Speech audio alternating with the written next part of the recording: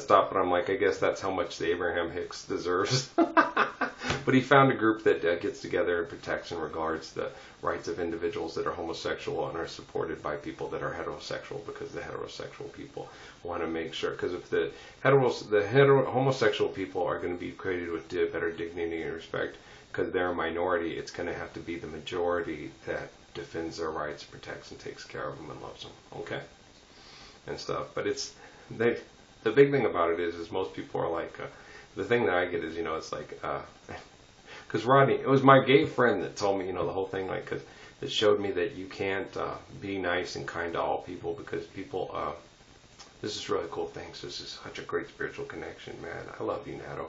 We talked about a lot of very intelligent things, and you ask a lot of intelligent questions, even though sometimes I think they're quite stupid, because you're like, Natalie, who gives a fuck? Okay, this is a large group of people. Okay, so we're going to stop. Don't pat your own back. You just did. Yep. You have a pretty back, too. Pat your pretty back. Okay. I love you, too. Don't screw with me now. So help me. You're one of the most beautiful women I've ever seen in my life, and you're going to continue to physically be one of the most beautiful women I've ever seen in my life. But if you don't straighten yourself out and get away from this superficial, narcissistic, gossiping, competition bullshit that Barbara and Amy set up, you're going to be one of the most emotionally and spiritually ugly women I've ever met in my whole life. And that would be a shame, being how physically attractive you are. Yeah. Okay? And if you don't stop annoying me, I'm going to start ignoring you. Yeah. And then you'll ignore me, which will annoy you. Because you want to hear what I have to say, because I'm super intelligent. Yeah, you've got the looks, I've got the brains. Let's kill all the money. Let's put down the money, put down the money, put down the ducky. Okay, where were we again? Damn it, Natalie, you fucked me up. You and your all miss, I'm so pretty attractive thing. Oh, gosh. You are, but that doesn't mean anything if you're a complete mindless bimbo bending your ass over in front of Pitbull on stage to make money. And have a mindless boyfriend who does stupid fucking choreography. I don't have issues about the Jennifer Lopez thing. I just don't like getting fucked with by a bunch of assholes to make money off of my intelligence. It pisses me off. Well, because money's about as intelligent as bending your ass over in front of a guy on stage to make money, to pay more money to a bunch of assholes that require money. I don't have issues, and I'm not upset about I am very upset about the whole Jennifer Lopez thing and how I got played by it and how I got fucked over and lost my kids and put through years of torture because of it, because they were playing me like they're playing me like an indoor fucking sport. Yeah, now they better fucking take it personal. It comes back to get you. You play the Messiah, he gonna... You are the sun, I am the moon, you are the words, I am the tune, play me. I'm gonna play you. La la la la, Stones. Did I say he without sin cast the second stone? Did I? I would not feel so all alone. Everybody must get stoned. He'll stone you when you walk into the store. He'll stone you when you're making your bank accounts numbers soar. He'll stone you when you're being foolish and cruel. He'll stone you 'cause you acted like a money bapu. I would not feel so all alone, 'cause everybody must get stoned. Now, I know I'm spiritually connecting to and relating to Natalie, 'cause this is stupid like me and Natalie. And if you ever saw the videos that I had on the computer with them and Natalie, this is kind of Natalie type rumor. Yeah, remember the one you guys did when you threw each other down and made Noah end up back in the seat? How do you end up back in that seat? Retarded. Yeah, it was stupid. It made me laugh my butt off. You guys were so dumb. Yeah. I got to get that computer repaired when I get a job down at the thing in front of Pro Ranch Market, so I can download all those and save them and laugh at them later. Yeah, then when you sit there and go, oh, shit, because you guys didn't do all the work and you were making stupid little videos and you left the house a mess, and I came back home with all your goodies from the store and you let me down because you were screwing around and making stupid, funny videos to put online. Oh, shit. Yeah, Nato, you little bratto. Being pretty doesn't always get you what you want. No, because then when you get what you want, you get a person like your mom. I'm sorry. Yeah, except in a guy form. Ooh, what an evil, ooh. Yeah, bitch of a dude. There's a lot of little evil bitches of dudes out there. Shit, yeah. Okay, what were we talking about? Okay. Oh, I know what we were talking about. Okay, quit distracting me and talking about how hot you are. Or I'll have to kick your ass and say, yeah, that's pretty self-explanatory with all your pictures on your Facebook. Stop with the old selfie thing. You're not doing the Zoolander face anymore. I'm glad. Why? You look lots better about the Zoolander looks. No, Blue Still and Magnum don't work for you, Missy. No. No. Does it work for me? Is that good? Okay, wait. Okay. Do I look kind of like Nick Johnson? I'm just kidding around. Okay, where were we? God dang it, Nato. Because I was thinking about stuff and this was really good. And I woke up with the dreams and I had a stomach ache because of all the stupid stuff. And then I love you. Okay, listen. I do, okay? You have a strong spiritual essence and stuff to my mom. So you remind me a lot of my mom. Yeah. But I was smarter than my mom. I used to explain spiritual books to her and mathematical equations and stuff like that, just like I explain them to you. Okay, Mom? It's okay. I already knew that. But I'm not going to be I am going to be condescending to you. I wasn't condescending to my mother because she was my mother. But you, I'm going to be condescending to because you're a brat who thinks you can sit there and go, look at how sexy I am. You're distracted by my sexy. No, I'm not. No, you're acting like a little brat who's annoying the hell out of me. Now I'm ignoring you. Shh. Okay, let me finish talking about what I was talking about. Okay, Rodney. I was at the Rodney thing with the whole thing. Yeah, because he sat there and so, Frank was disabled, but he was an asshole. Okay? And so, these people, these poor homosexuals are victims. Yeah, right. Do you know how many rich homosexuals are there out there with money that use it to abuse other people that abuse them? You know how vindictive homosexual people are? Especially the men. They act like women. They don't. Shit.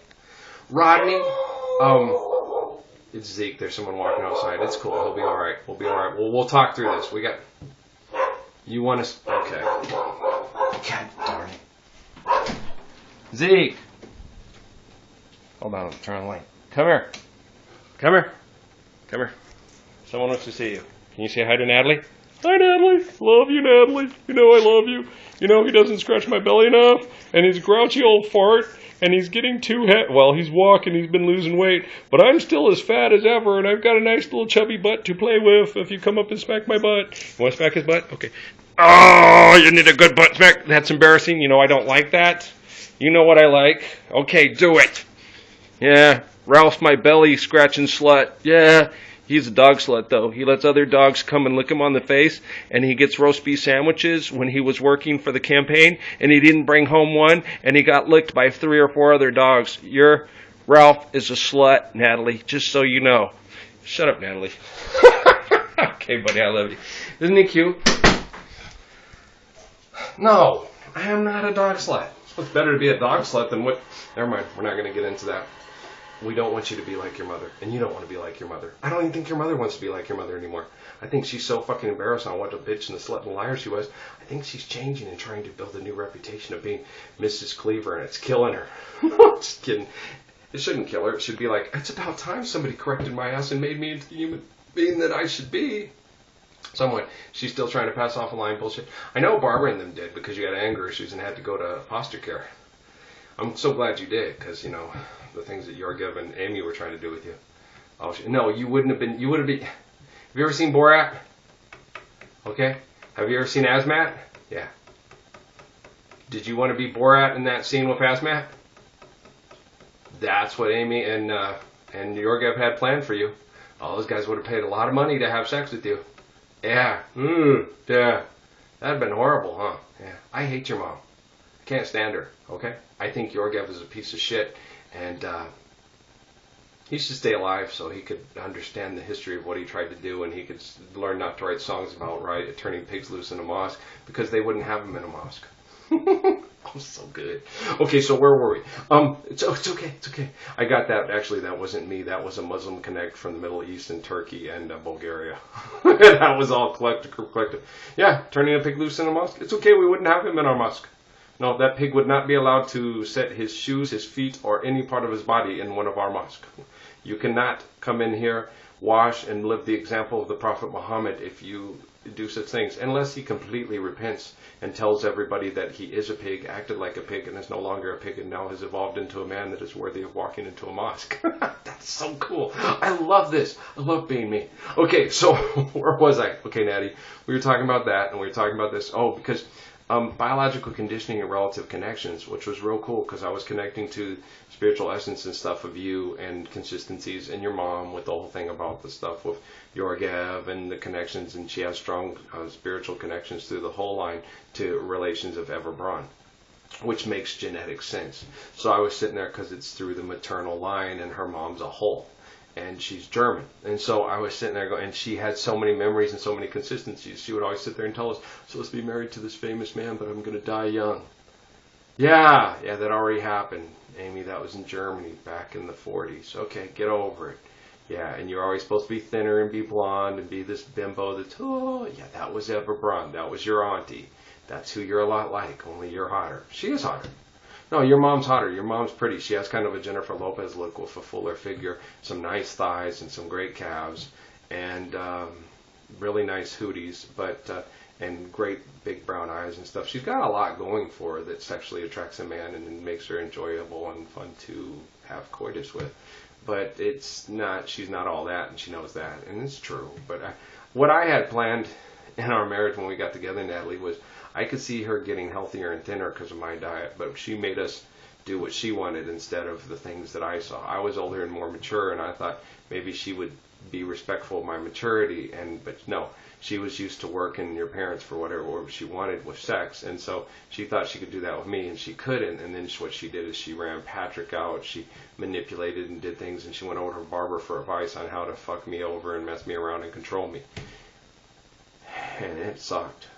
Well, the big thing she did was she got pregnant, and I wasn't trying to get her pregnant, so she had to go out and find somebody to get her pregnant to make sure that she got me pregnant, so that she got herself pregnant, so I would feel that I had my kid with her, and then it was either Patrick or Noah. She was insane. She was sick. It's devious. It was very evil, the things that she would do. Barbara is not a nice person. She's a very evil, manipulative person who knows how to set up manipulation. Barbara was the one who set up the conversation with Amy and set up the things to help run Patrick out. So I didn't have to deal with Patrick because I was going to get back in the military. They would have this regular stipend that went to pay for the child support, and then Amy would be taken care of on base. And then while I got sent, because I was Amy was figuring out what Barbara was telling her. Barbara was telling her more, you can do what you want and stuff, and then you can, during the spare time, you can have sex with women, because there's a lot of gay women in the military. So what Barbara was kind of explaining to her is like, you can do this and still keep your marriage and have sex with women while your husband goes TDY. But Amy's even more devious than Barbara. She's evolved into something more devious. She was like, or I could get a life insurance policy taken out on him with and she always looks for upgrades and how to get rid of you and get what she wants out of you until she gets better. And if she can't get you to be economically driven and you're no holds barred sex kitten who has no sexual boundaries, she doesn't want to be stuck with you. She's horrible. Barbara's horrible, but she evolved Amy into even something more horrible. That's why me and Patrick wanted to keep you away from Barbara and Amy, and we did. Okay, but if they're still raising Emily and Kate, how the fuck is that going to, you can't, Emily and Kate are so cute and sweet. I worry more about Kate than I do about Emily. Emily's one of the sweetest things in the world. Kate's a little more susceptible to the crowd, but Kate runs the show, but if she picks up traits and things like that could ruin Kate, and Kate's just... So I'm hoping that my friends in the NSA and CIA and shit know what the fuck they're doing, or I will... I can't really back that up. I'll kill you. I can't kill you. Maybe some of my friends in the CSA and the NSA and the Rockefeller family will kill you for me. I mean, not really. I mean, oh, come on. If they turn Kate into another Amy, oh, please. Bring them back to life so we can kill them again. Just kidding. They probably like that. I know.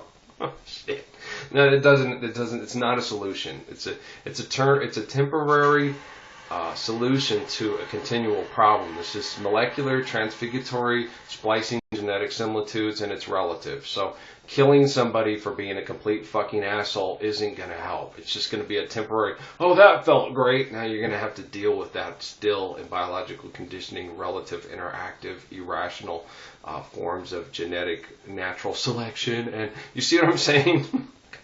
We have to change the whole shooting match to change the whole shooting match, not into a shooting match. We have to change our total radical dynamic like Judu's talking about. You have to radically change. If you don't radically change, you'll still have this radical, irrational bullshit that we have to deal with. And me and Judu don't like having to deal with it because we're the ones who deal with it, because we're the ones most suited to stop them from being irrational socio-psychopaths. And they think they're better than us because they've evolved more, because they can kill people without losing sleep over it. And me and Judu, we can, but not, no. I talk about it and I can, like, okay, put him down, but then I do not, it's not that I lose sleep over it, it's just I got work to do because I have to make a better world. So when that person splices and genetically transfigures, the world's a better place, so we don't replicate more fucking crazy ass Rockefellers, Rothschilds, Kochs, and Hitlers, and Mussolinis, and Machiavellis, and Antoine LaVey's, and Solomon Rushdie's, and Michael Aquino's. You see what I'm saying? We need to set up conditions for more people that live in rational, sane, mathematical application and principles, like Oppenheim and Einstein. They're good guys. They're just manipulated by the Mussolini, Aleister Crowley set and all that shit, and the Rothschild. And you see what I'm saying?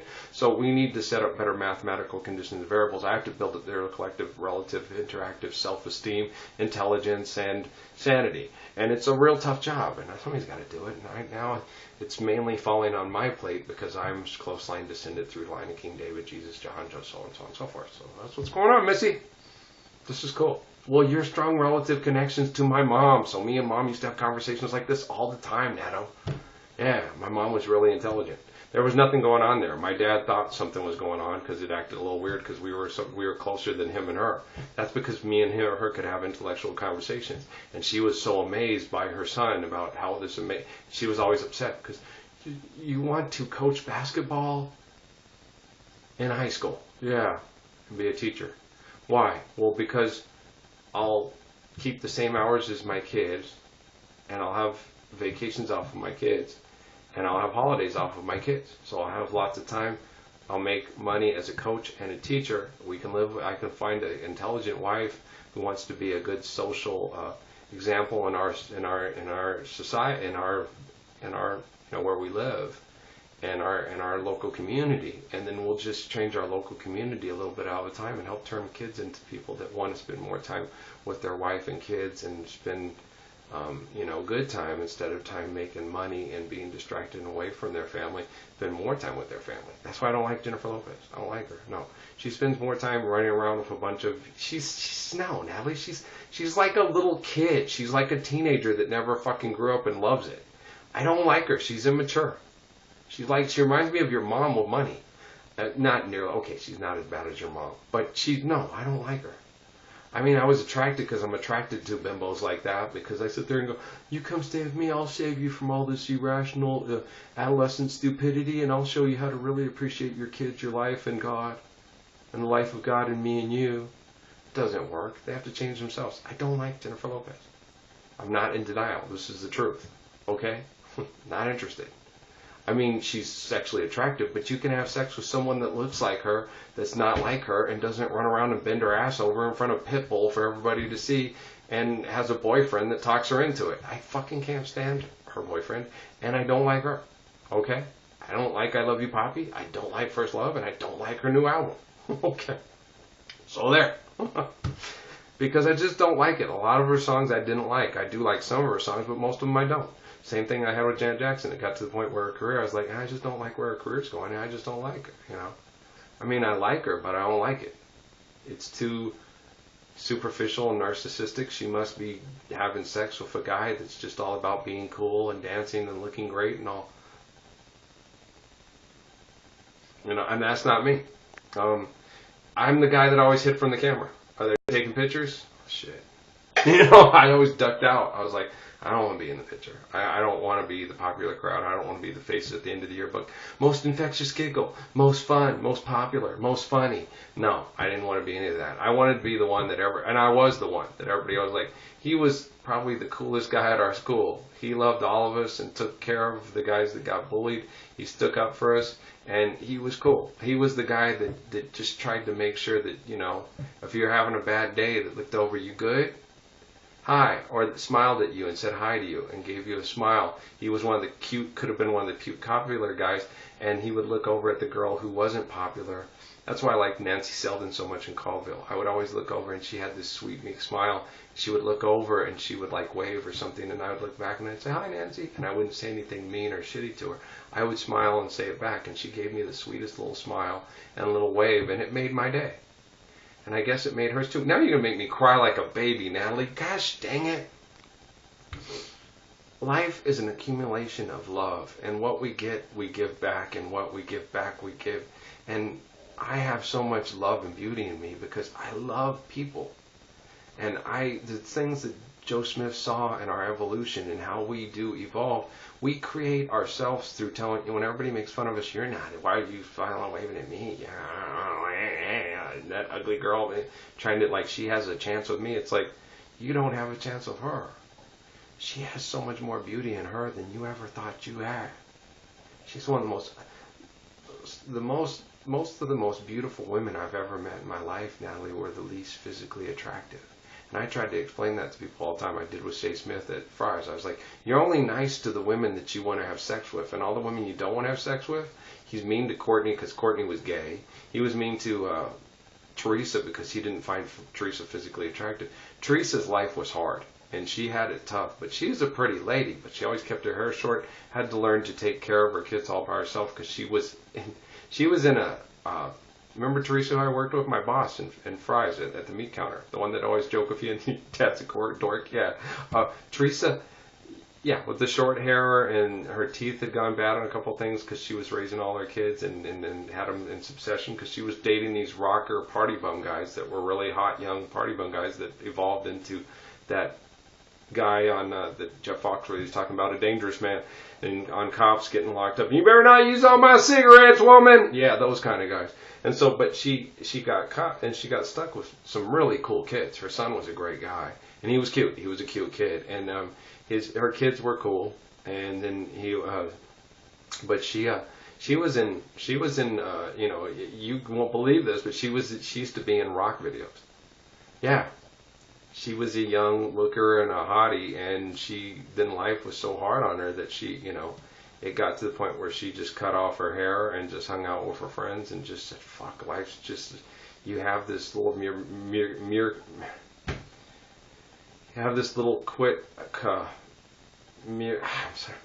mercurial, whatever, you have this real fast rise, and it's just big boom, and then it just goes, and then you live with the rest of the shit the rest of your life. And it's like, it doesn't have to be that way. And I loved Teresa, and she used to tell me the stuff, I can't remember what band's video she was in, but it was cool. And I was like, wow, that sounded like a lot of fun. It was cool. And I was like, yeah, I used to work at a record store and help some polygram reps and stuff and things like that. And a lot of people used to confuse me to being some kind of a, little rock star kind of guy and stuff like that. And that was kind of interesting. And here I am with long hair and a big belly being tortured by a wife that's 14 years younger than me, sucks the life out of me and abuses the hell out of me so I can raise her kids that she makes fucking around on me. And I used to be pretty cute myself. The girls used to think I was pretty cute. And I didn't even realize that. When I looked back on it and I looked at, your mom's pretty, but the girls that I dated when I was younger, shit. I looked at the guys she dated, and I looked at the women that dated me, and I was like, and you were such a nerd and a geek. I was like, no, I wasn't. And I had most of the girls wouldn't touch me because I was the rebel, and I was the no good guy. They would always, I saw a lot of the girls, like, I had a crush on Sally Bennett, but I think she kind of was intrigued by me because I was the guy I was the badass, and I was the guy that, I confronted Mike Vidia in the parking lot right there, and then at the front of the lunch thing, and everybody said, "You will not push me and my friends around, I'll kick your ass." And he was twice my size, and he backed down, and then with Jay Carruth and all, I had this legend of being this drug-dealing, scary badass. And so the girls were interested because he was cute, and oh my gosh, he's a drug dealer and can kill you, but he's so cute, and he hangs out with those geeks and nerds. It's weird. I was an enigma. I was a real enigma, and a lot of the girls would freak out on me, and they would watch me, and I had a crush, but the only reason I liked that Shelly Bennett kid, but but she was younger than me. She was a sophomore, and I was like a senior, but I didn't ever ask her out because she was dating this really cute blonde kid that was in her class that and they were never broken up. So that's the reason why I never approached her. I really wanted to approach her. I really wanted to walk up and say, hi, I know who you are. Your name's Shelly, right? You're very pretty. You have a great smile. And every time you sit there and I look at you, you look back at me. And you give me a nice little shy smile. I'd love to meet you. She was pretty. Yeah, she was very pretty. So not all pretty girls are complete jerks and are nice to people just like you are too. It's just harder to be nice to people when you're a girl than when you're a guy. Because the girls won't come and chase you. They'll just fantasize with you about you like at 17 by Janice Ian. Yeah, Natalie, you're right. Yeah, the girls are just like, wow, I wish Earl would date me. And the guys get obsessed and stalk you. Girls stalk you too. Girls do it different. Yeah, I know girls do it different. But you know what? Me and Bob talked about that, and I told you that. That's how women serial killers come into play. I told you that. He told me they do a profile on women serial killers, that this girl, she goes and she meets this guy at a funeral. And then she really met him, and he was a nice guy, and they related and stuff. But then she didn't get his phone number and stuff. And then it's like 2 weeks later, somebody in that same family dies again, so she can meet that guy. Yeah, women serial killers are wacky, but it's usually based off of an obsession. But men serial killers the same way. But the men do it to fill an obsession. But then women turn into serial killers. And once you start killing people to get what you want, when you get with the person and he doesn't become what you want, you start poisoning his ice cream to get his insurance to go to your next victim. Yeah, so it's insane, Natalie. It really is. Stalking people and wanting to force your own will and get out what you want of people and sexually manipulating stuff is a huge form of insanity. That's why I don't use any kind of manipulation tools to manipulate people. I don't play games with them to get what I want. I'm very pragmatic. I'm very honest, and I tell them what you see is what you get, and here's how I work, and this is how it is.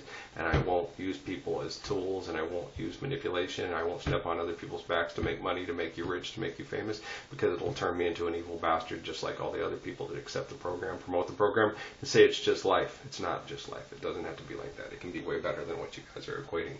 I'm a better mathematician, better scientist, and better human being than a lot of people, and I'm helping other people around here see that they can be better human beings too, and it's cool. They feed my faith, beauty, and love, and I feed theirs, and that's what I'm trying to do, and I'm not going to give up, and I'm not going to sell out, and I'm not going to turn into what I'm fighting, because I'm not fighting them, I'm loving them.